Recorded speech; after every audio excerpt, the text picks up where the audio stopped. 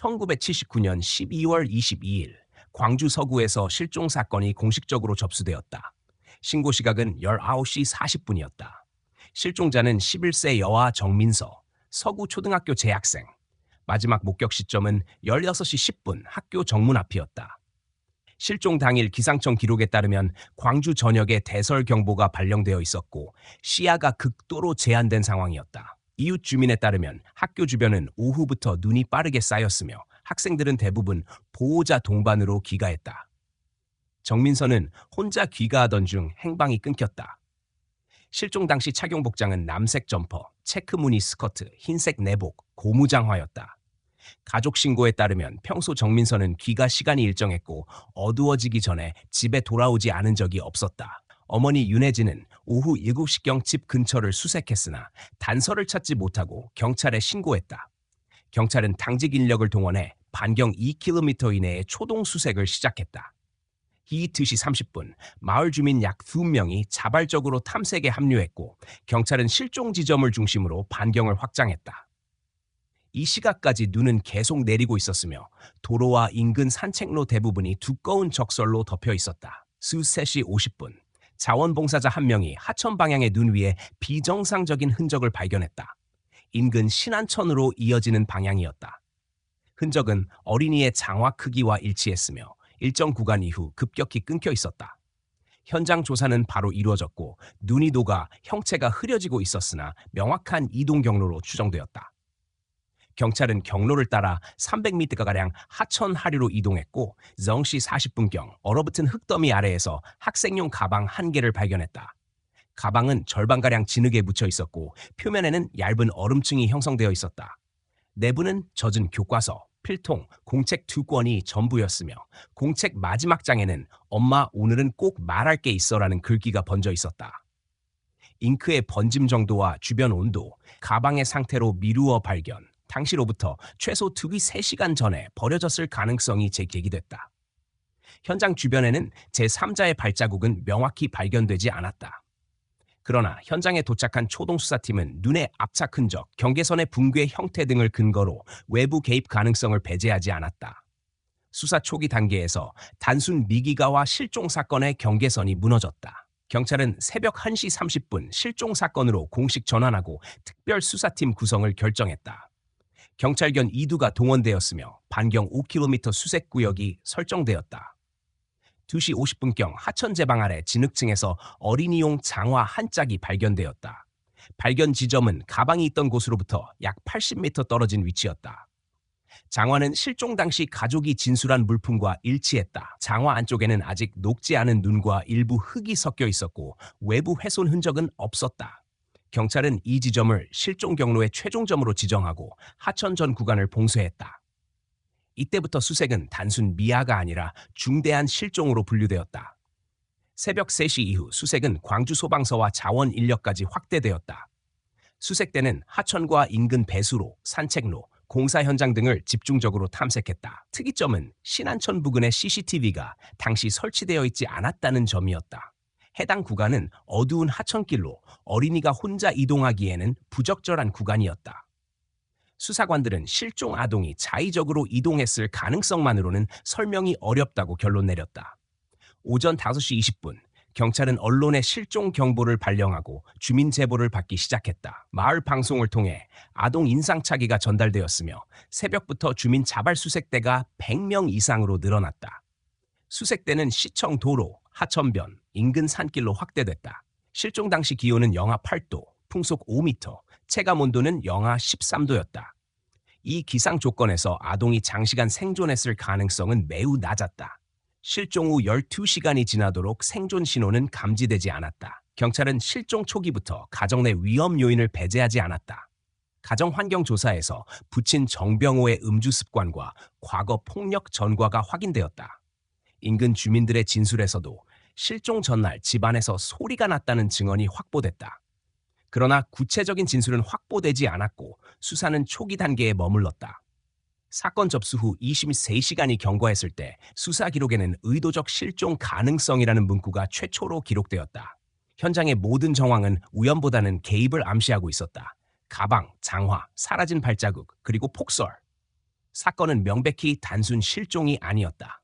1979년 12월 23일 오전 8시 광주 서부경찰서는 사건을 실종에서 중대수사로 전환했다. 경찰 수색팀은 하천과 주변 산책로, 배수로를 전면 봉쇄하고 장시간 수색을 시작했지만 정민서의 흔적은 발견되지 않았다. 실종 발생 후 24시간이 경과했으며 기상 악화와 시야 제한으로 수색 범위가 제한됐다. 수사본부는 현장 정황상 우발적인 실종보다는 외부 개입 가능성에 무게를 두기 시작했다. 정민서의 어머니 윤혜진은 사건 발생 다음 날부터 경찰서에 상주했다. 그녀는 연일 경찰의 통제선을 벗어나지 않았다. 주민들은 이를 이상하게 여겼고 일부는 그녀가 현실을 부정하고 있다고 말했다. 그러나 경찰 수사 일지에는 그녀의 진술이 매우 구체적으로 기록돼 있었다. 정민서는 정해진 시간에 귀가하는 아이였고 실종 당일 집 주변에는 이질적인 인물이 보이지 않았다는 점이 반복적으로 확인됐다. 경찰은 가족 내부 요인을 배제하지 않은 채 외부 납치 가능성도 병행 조사하기 시작했다. 12월 25일 수색 열흘째 현장에서는 추가 단서가 발견되지 않았다. 광주 일대의 강과 저수지, 하수관, 버려진 창고, 공사장을 모두 탐색했지만 결과는 없었다. 가족 주변 인물 3, 4명이 참고인 조사 대상에 올랐으며 특히 부친 정병호의 알코올 중독 및 폭력 전력이 수사 기록에 명확히 남았다.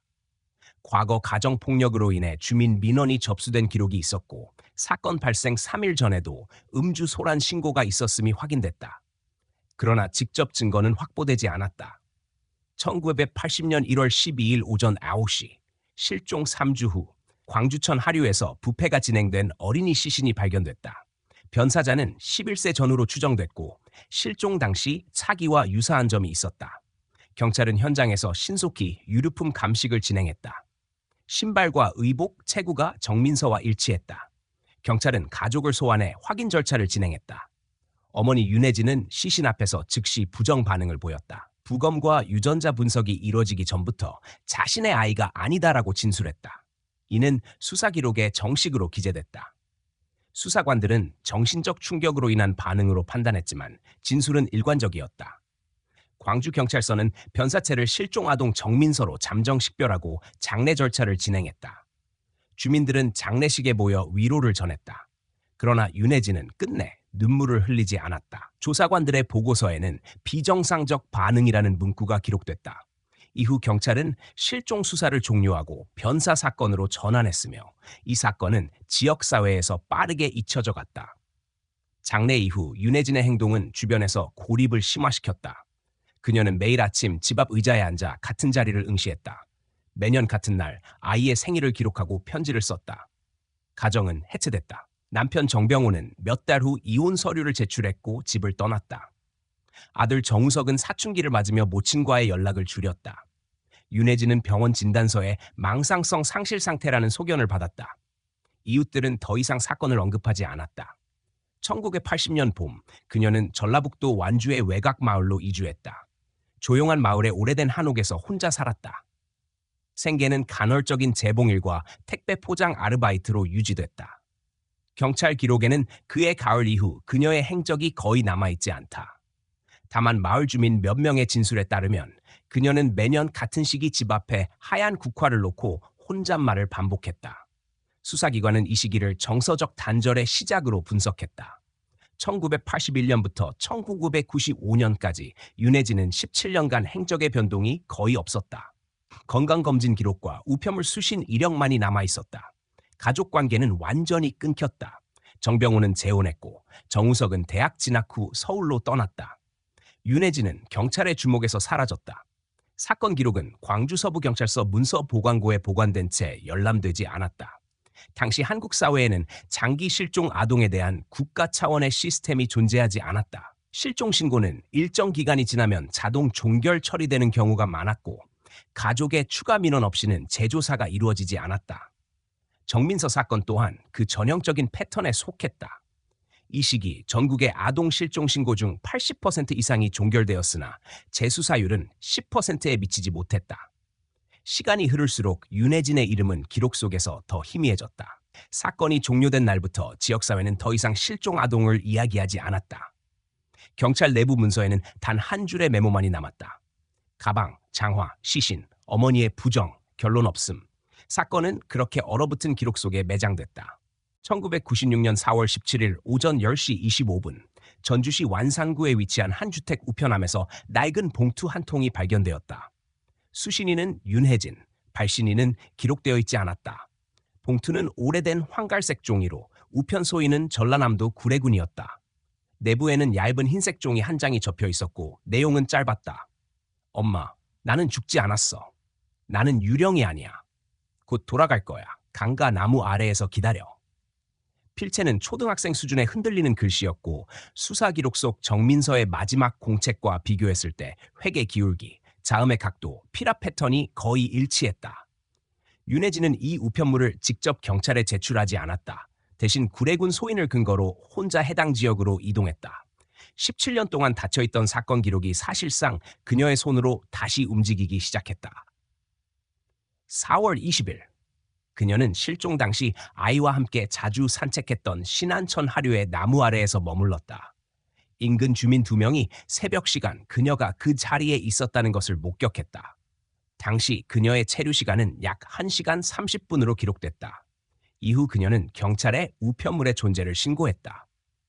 4월 23일 광주 서부경찰서는 사건 기록을 재검토했다. 초동 수사 당시 가방에 적혀있던 문장과 봉투 속 문장이 본질적으로 동일한 패턴임이 확인됐다.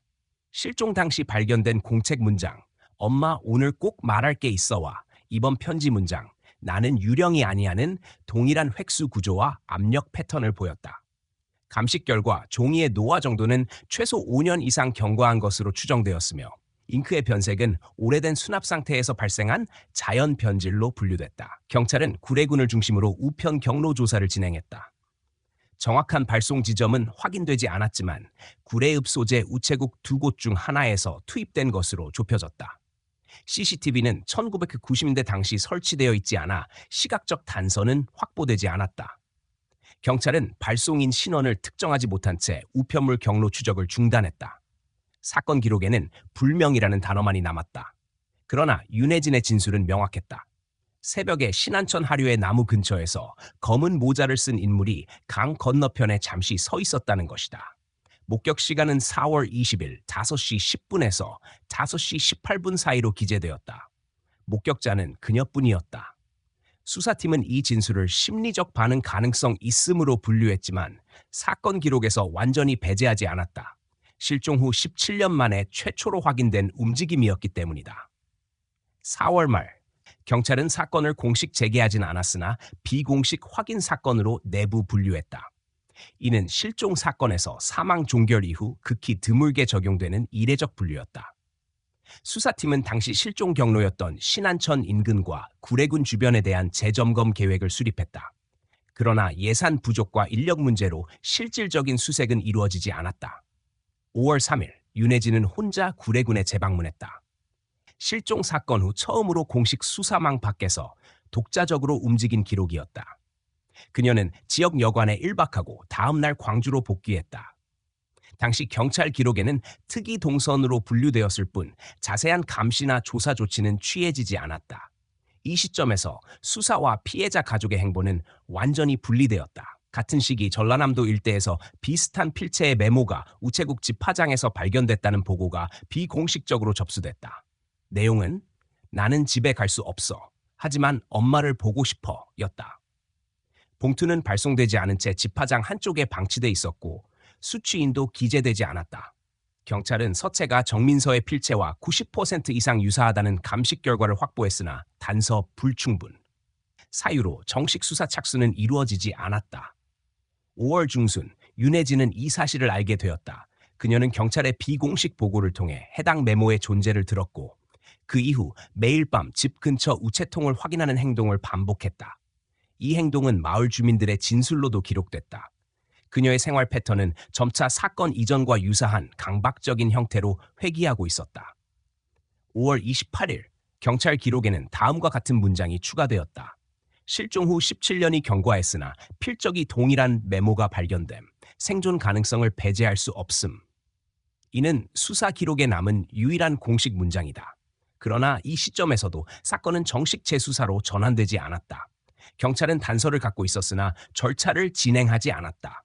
지역 언론과 행정기관 어디에도 이 사건은 다시 다뤄지지 않았다. 시간은 다시 고요하게 흐르고 있었다.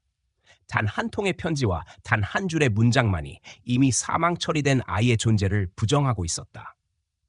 17년 동안 봉인되어 있던 기록이 미세하게 흔들리고 있었지만 누구도 그 균열을 실질적인 수사로 전환하지 않았다.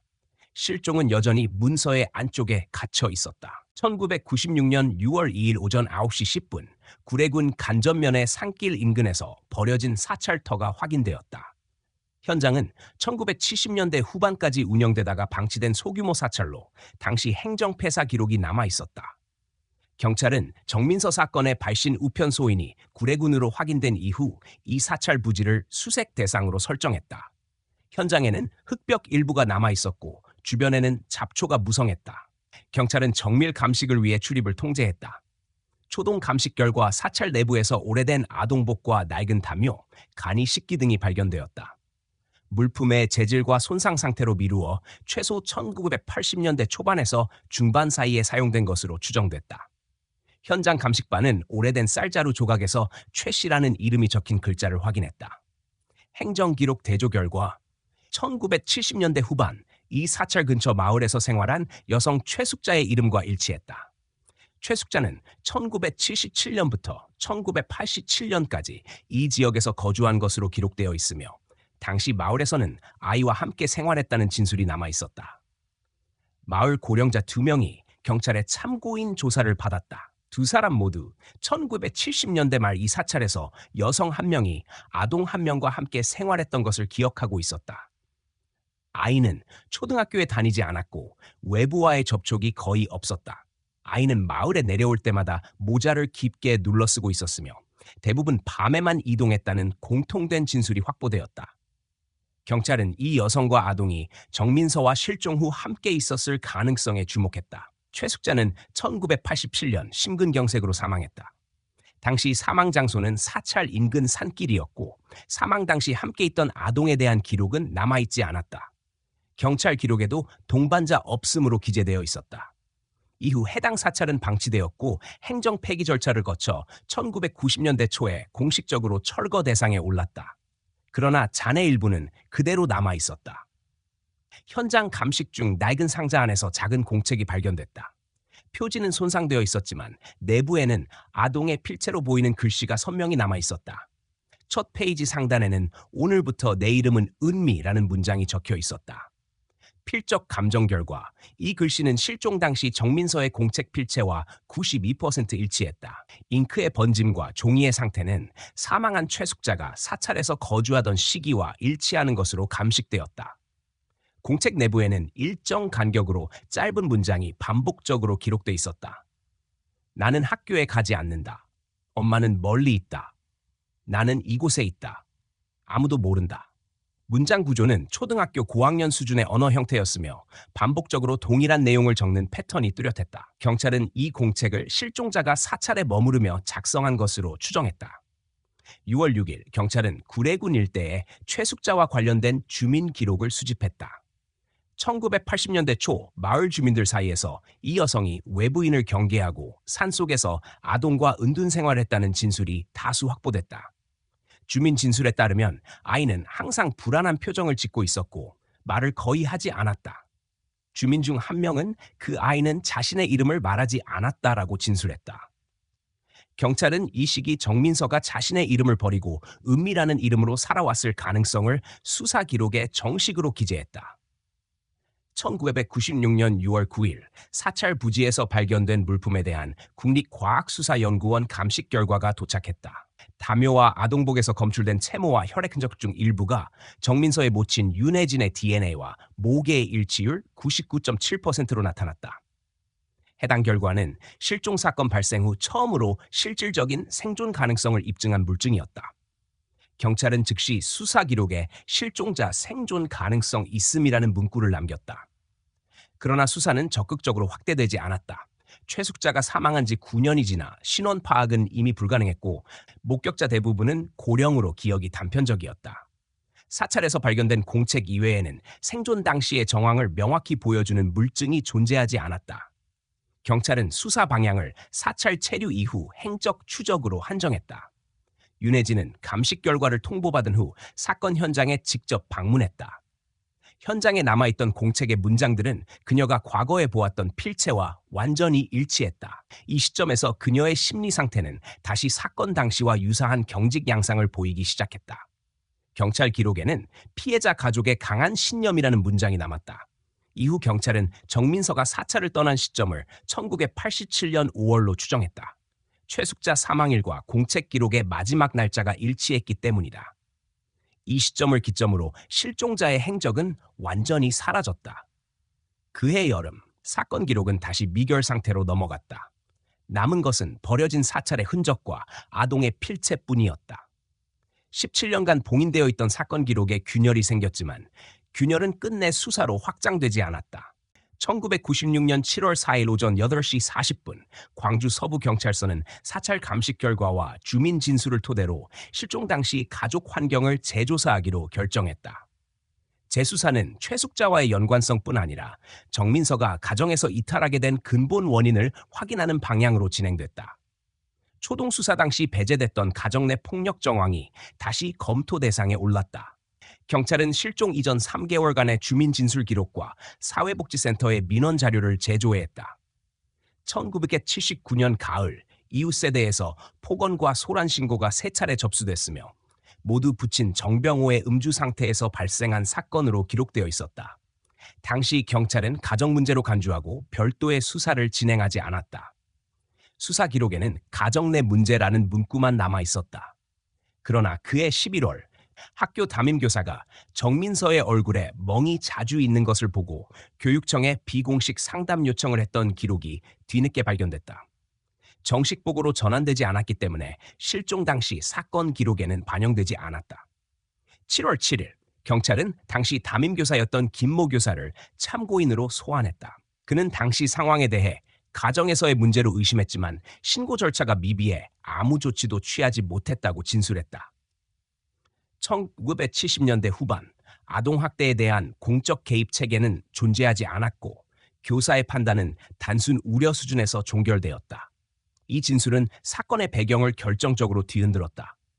실종이 우발적이거나 외부에서 시작된 사건이 아니라 가정 내부에서 촉발된 가능성이 공식적으로 부상했다. 경찰은 부친 정병호의 1970년대 후반 범죄 전력을 재검토했다. 1976년 폭행죄 벌금형, 1978년 음주 난동 경범죄 처벌 기록이 확인됐다. 그러나 실종 당시에는 별도의 구속이나 재판 기록이 없어 수사망에서 제외되었던 인물이었다. 추가 조사 과정에서 정병호가 최숙자와 과거 고용 관계에 있었던 사실도 드러났다.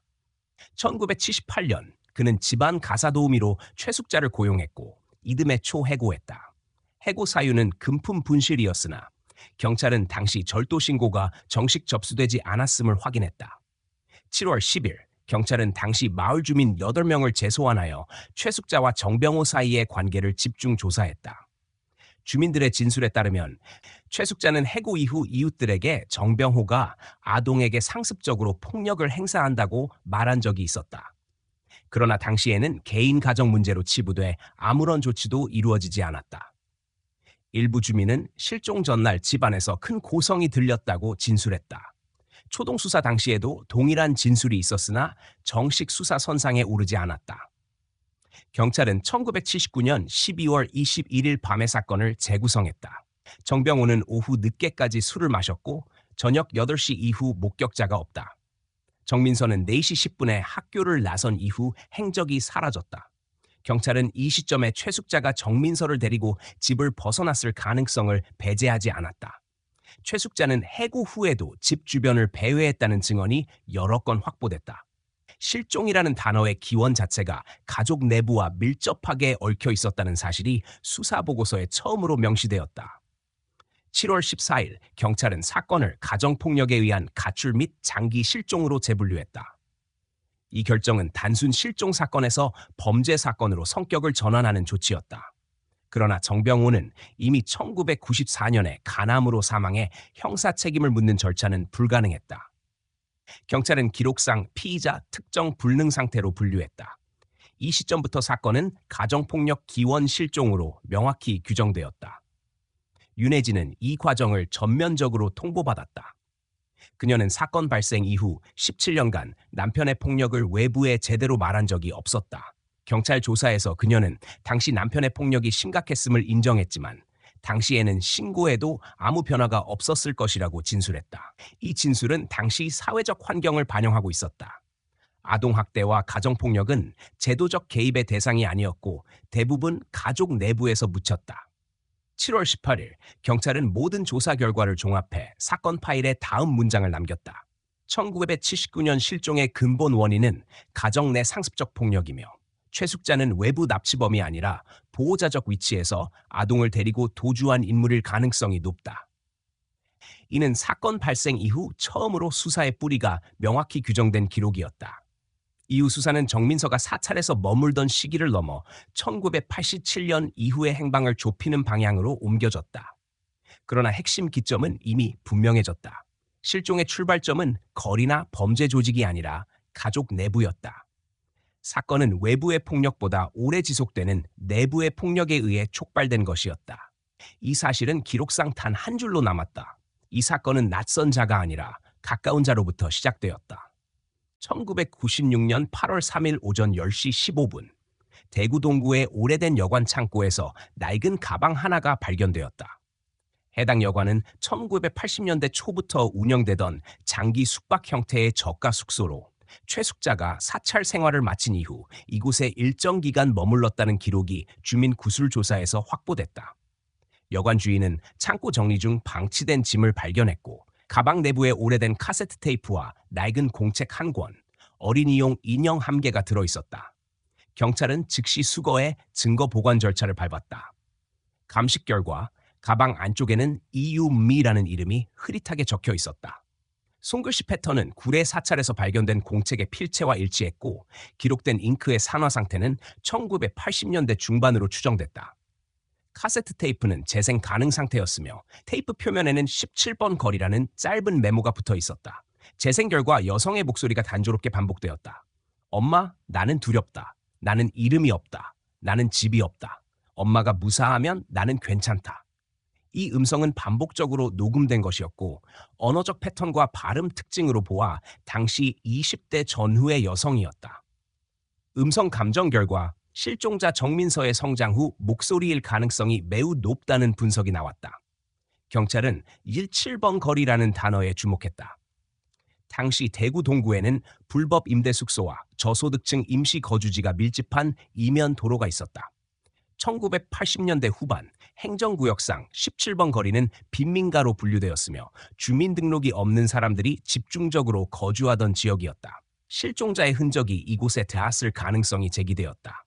8월 6일 수사팀은 당시 여관 주인의 과거 숙박 명부를 확보했다. 1983년부터 1985년 사이 최숙자라는 이름으로 장기 숙박 기록이 존재했고 동반자로 은미라는 이름이 기재되어 있었다. 연령란은 비어 있었으며 실제 주민등록번호는 적혀 있지 않았다.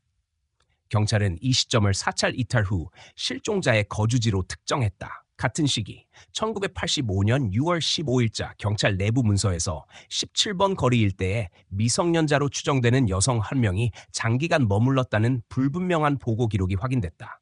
이 문서는 당시 순찰 경찰의 일지였으며 이름이 기재되지 않아 실종 사건과 연결되지 않았던 자료였다.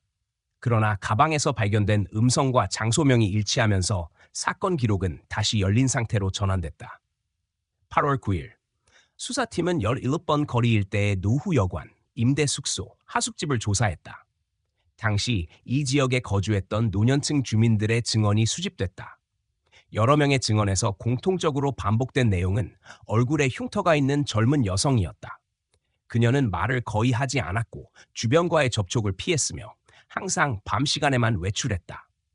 여관 주인은 그 여성이 혼자 오랫동안 살았다고 진술했다. 연령 추정은 20대 초반이었으며 시기적으로 정민서의 나이와 일치했다. 8월 11일 여관 인근에 버려진 소형 금속함에서 의료 증명서 조각이 발견되었다. 증명서는 1985년 9월 대구의 한 개인 의원에서 발급된 것이었으며 환자 이름은 공란으로 처리돼 있었다. 주소란에는 17번 거리가 명확히 기재되어 있었다. 경찰은 이 기록을 통해 정민서가 최소 1985년까지 생존했을 가능성을 수사 기록에 정식으로 명시했다. 이 시점부터 사건은 장기 실종이 아닌 생존 후 단절 사건으로 전환됐다. 실종자의 마지막 행적이 명확한 지점이 형성된 것이다. 수사팀은 1987년 구례 사찰의 공책 마지막 기록과 1985년 대구의 의료 기록 사이에 약 2년의 공백이 있음을 확인했다. 이 시기 실종자가 어떤 경로로 이동했는지는 여전히 불명확했지만 최소한 1985년까지 생존한 사실은 증거로 남았다. 윤혜진은 경찰을 통해 카세트 테이프의 존재를 통보받았다. 수사 기록에는 그녀가 음성을 들었을 때의 반응이 짧게 기록돼 있었다. 음성 확인 직후 무반응, 이후 20초간 침묵. 그 어떤 증언이나 감정 표현도 남지 않았다. 17년이라는 시간 동안 어머니의 반응은 감정이 아니라 기록으로 남았다. 8월 15일, 경찰은 사건 파일에 다음과 같은 문장을 추가했다. 실종자는 사찰 이탈 후 대구 동구 17번 거리에서 최소 2년 이상 거주한 것으로 추정된다. 생존 가능성 입증됨. 그러나 1985년 이후 행적 단절. 사건은 방향을 바꾸었으나 실체에 도달하지 못했다.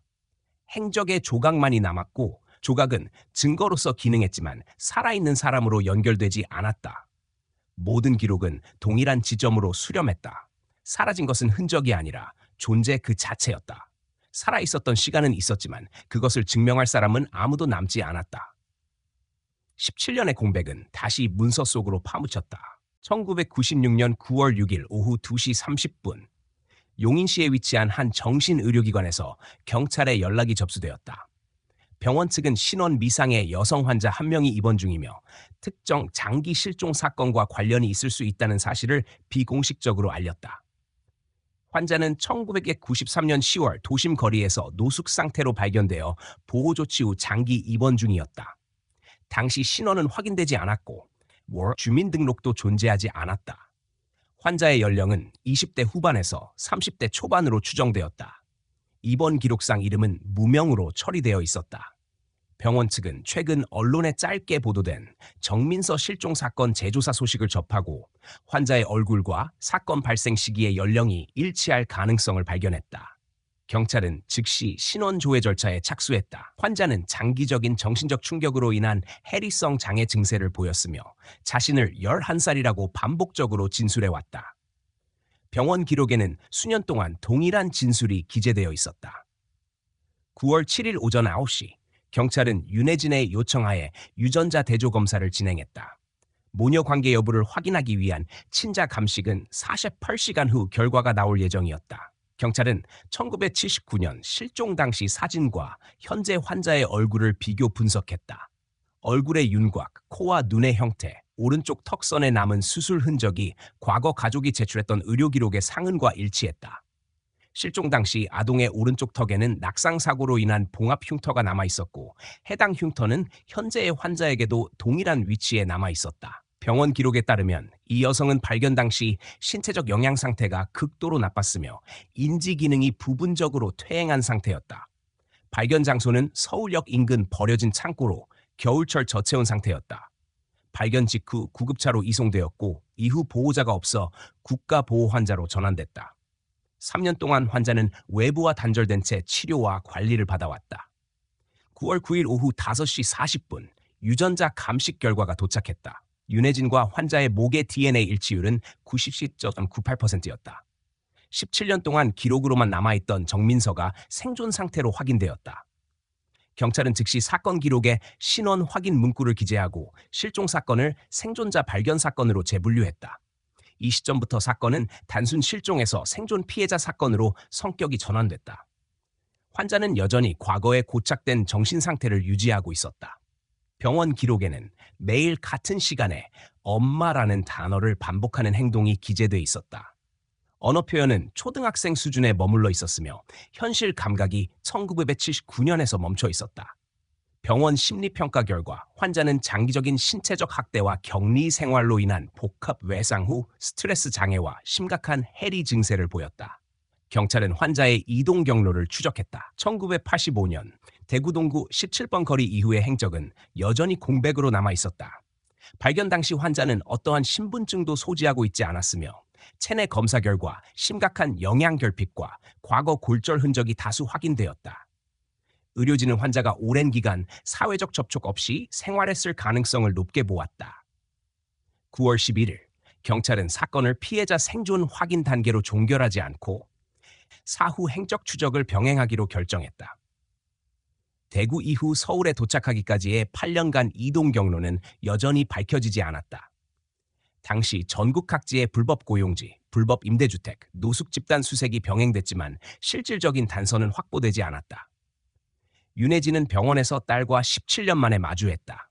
수사 기록에는 그녀가 병실 앞에서 5분간 움직이지 않고 서 있었다는 한 줄의 문장만 남았다. 사건 발생 이후 처음으로 기록이 침묵을 동반했다. 의료진의 보고에 따르면 환자의 반응은 즉각적이었다. 어머니의 얼굴을 인지한 직후 환자는 강한 정서적 자극을 보였고 이후 반복 행동이 일시적으로 멈췄다. 병원은 이를 외상기억과 가족 인식의 결합 반응으로 분석했다. 9월 13일 사건 기록에 다음 문장이 추가되었다. 피해자 생존 확인, 실종 경과 17년. 발견 당시 피해자는 정신적, 신체적으로 심각한 손상 상태, 사회 복귀 불가능 수준. 실종 사건의 결말은 귀환이 아니라 손상된 존재의 확인이었다. 그녀의 이름은 기록상 다시 정민서로 복원되었다. 그러나 시간은 그녀에게 돌아가지 않았다. 이름은 살아났지만 삶은 이미 멈춘 상태였다. 수사 기록의 언어는 감정이 아니라 상태를 기재했다. 발견, 동일인 식별, 생존, 회복 불가. 이날 이후 사건은 단순 실종 사건 목록에서 제외되었고 장기 생존 피해자 사례로 분류되어 보관됐다. 실종 아동이 살아 돌아온 드문 사례였지만 돌아온 삶은 사회와 단절된 채 잔존물처럼 남았다. 기록의 문장만이 차갑게 이어졌다. 그녀는 살아있었으나 세상은 그녀를 기억하지 않았다. 1996년 12월 22일 사건 발생 17년 만에 정민서 실종 사건은 공식적으로 종결 절차에 들어갔다. 경찰청 실종수사본부는 최종 보고서에 피해자 생존 및 사망이 아닌 피해자 생존 후 사망 전 이송 기록 없음이라는 특이한 문구를 남겼다. 이는 법적 의미에서 실종 사건의 완결이 아니라 생존 피해자 기록으로의 전환을 의미했다. 정민서는 병원 입원 3개월 만인 12월 19일 오전 4시 50분 순환계 기능 부전으로 사망했다. 사인은 단연간 지속된 영양실조와 면역 기능 저하였다. 외부 손상이나 새로운 폭행 흔적은 발견되지 않았다. 오랜 시간 방치된 생존의 흔적이 육체를 서서히 파괴한 결과였다. 사망 당시 정민서는 28세였다. 법적 신분은 17년 만에 회복됐지만 실질적 시간은 돌아오지 않았다. 경찰은 사망 직후 최종 조사 보고서를 작성했다. 보고서 첫 문장은 간결했다. 1979년 12월 22일 실종된 피해자는 1996년 9월 6일 용인에서 발견되었으며 12월 19일 사망했다. 사건의 긴 시간은 단 한 문장으로 압축되었다. 17년 동안의 공백은 책임자도 증인도 처벌 대상도 없이 공백으로만 남았다. 법적 책임 추적은 불가능했다. 친권자였던 부친 정병호는 이미 사망했고 최숙자 또한 1987년 사망했다. 실종 경로에 개입했거나 알고 있었던 제3자에 대한 증거나 진술도 확보되지 않았다. 검찰은 범죄 구성 요건 불충분으로 내사 종결 결정을 내렸다. 형사 책임은 부재했고 사건은 도주 및 장기 실종 후 사망으로 기록됐다. 사건의 사회적 여파는 조용히 확산되었다. 이 사건은 1997년 초 아동보호정책 보고서에 반영되어 가정폭력에 기인한 실종 사례로 처음 공식 기록되었다. 당시 한국에는 가정폭력 방지법이 존재하지 않았고 아동 실종 대응 체계는 미비했다. 보고서에는 내부 가정폭력의 방치가 장기 실종으로 이어진 사례라는 한 줄이 실렸다. 실종의 시작은 범죄 조직이나 낯선 이가 아닌 피해자 자신의 가정이었다. 사망 후 윤혜진은 장례 절차를 간소하게 진행했다. 발인식은 참석 인원 4명, 조문객 0명이었다. 묘지는 전주 외곽의 소규모 납골 묘지로 지정됐다. 비석에는 이름과 생물 연도만 새겨졌다. 그녀의 죽음은 사회적으로 조용했고 뉴스 기사 한 줄에도 실리지 않았다. 살아있는 동안 잊혀졌던 존재는 죽음에서도 잊혀진 채 기록 속에 묻혔다. 사건의 후속 행정 처리 과정에서 윤혜진에게 법적 손해배상이나 보상은 지급되지 않았다. 당시 법령상 가정 내 폭력으로 인한 실종은 국가 보상의 대상이 아니었기 때문이다. 그녀는 국가로부터 단 한 푼의 보상도 받지 못했다. 피해자는 죽었고 가해자는 존재하지 않았다. 사건의 결과는 무책임의 공백이었다. 1997년 3월 경찰청 내부 문서에는 단 한 줄이 남았다. 해당 사건은 제도적 개입 부재로 인한 구조 실패 사례로 분류한다. 이후 이 사건은 실종 대응 정책 개선 자료로 활용되었고 내부 교육 자료로만 남았다. 한때 살아있던 사람의 17년은 통계 항목 하나로 축약되었다. 윤혜진은 장례 이후 거주지를 옮겼다. 이주 신고서에는 목적란에 아무것도 적히지 않았다. 이후 그녀의 행적은 행정 기록에서 사라졌다. 남은 것은 오래된 흑백 사진과 손글씨가 적힌 공책 그리고 경찰 보고서 12권 뿐이었다. 이 사건은 피해자의 생존이 확인된 드문 사례였으나 동시에 아무도 구하지 못한 사건이었다. 사건 기록의 마지막 페이지에는 다음과 같은 문장이 남아 있었다. 이 사건은 낯선 자에 의한 범죄가 아닌 가장 가까운 공간에서 시작된 폭력이 실종으로 이어진 전형적 사례이다. 아이는 죽음으로 사라진 것이 아니라 사회의 무관심 속에서 서서히 지워졌다. 17년의 실종은 결국 죽음으로 끝났다. 그러나 그것은 하나의 죽음이 아니라 시간에 의한 말소였다. 사회는 기억하지 않았고 법은 책임지지 않았다. 기록만이 모든 것을 알고 있었다. 시간은 흐르고 사건은 잊혔다. 하지만 기록 속 문장은 남았다. 가장 가까운 폭력이 가장 치명적이다. 방관은 공범이다. 그리고 침묵은 범죄를 연장시킨다. 그 문장은 시간이 지나도 사라지지 않았다. 시청해 주셔서 감사합니다. 이 이야기는 단순한 범죄 사건이 아니라 우리가 살아가는 사회와 그 안의 무관심에 대해 조용히 묻는 이야기입니다. 누군가의 삶이 사라질 때 진짜 문제는 단 한 사람의 잘못이 아니라 침묵 속에서 시간이 흘러가도록 방치한 우리 모두일지도 모릅니다. 폭력과 무관심, 두려움과 외면은 때로 총보다 깊은 상처를 남깁니다. 우리가 이런 이야기를 다시 꺼내는 이유는 단지 과거를 회상하기 위해서가 아니라 오늘의 현실 속에서 같은 일이 반복되지 않도록 하기 위해서입니다. 여러분은 이런 상황에서 사회와 개인의 책임이 어디까지라고 생각하시나요? 한 사람의 침묵은 어디에서 공범이 되는 걸까요? 그리고 우리는 이런 어둠을 막기 위해 무엇을 바꿔야 할까요? 여러분의 생각과 느낌을 댓글로 남겨주세요. 누군가의 이야기가 잊히지 않도록 함께 기억하고 함께 고민하는 시간이 되었으면 합니다. 작은 의견 하나가 또 다른 목소리가 되고 그 목소리가 변화를 만들 수 있습니다. 함께 해주셔서 진심으로 감사드립니다.